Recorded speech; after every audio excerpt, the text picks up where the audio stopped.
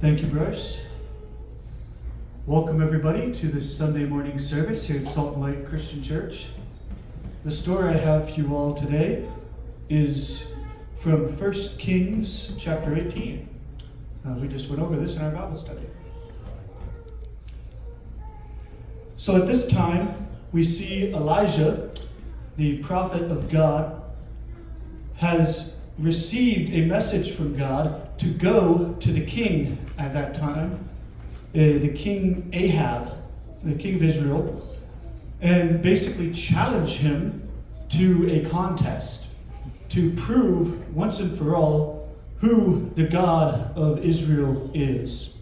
You see, Ahab was a very idolatrous king, and he had led the people in idol worship, mainly of Baal and Asherah.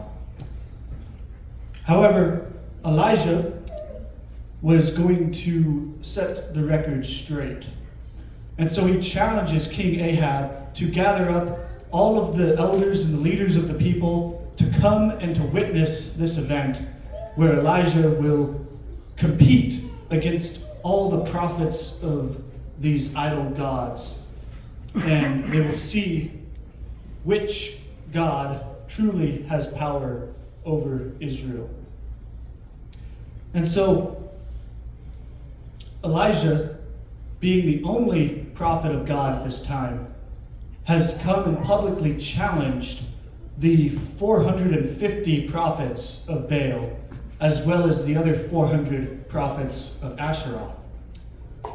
And so they set up a contest in front of all of the elders and the leaders of the people and the king to each have their own altar with their offering on it, but not to burn the offering themselves, instead to call upon their God to send fire down and burn the offering himself. And so Elijah, being generous, allows the prophets of Baal to go first. And this is early in the day, the beginning of the morning. And they begin setting up their altar, and they cut up their bull that they're offering up on the altar, and they get it all set up, and they begin doing their chants and their rituals, and they're cutting themselves and dancing all around this altar, trying to get Baal's attention to send fire down upon this offering. And this goes on for a little while, and nothing is happening. And so Elijah begins to taunt them. And he says, maybe he's asleep. Maybe you guys need to yell a little louder to get his attention. Maybe Baal's out on a journey, and he's just not home right now, so he can't hear you. Or perhaps he's busy. Maybe he's relieving himself. Just wait a little longer, and he'll answer. And so the prophets of Baal continue this going on all throughout the morning and into the afternoon. And it comes time for the daily offering that they would give. And throughout this whole time, nothing has happened to the altar. It's still sitting there with the offering on top of it untouched. And so it comes to be Elijah's turn. And Elijah rebuilds the altar to the Lord that used to be in this place and had been torn down. And then he sets up upon it the burnt offering, the bull. And he does something a little strange.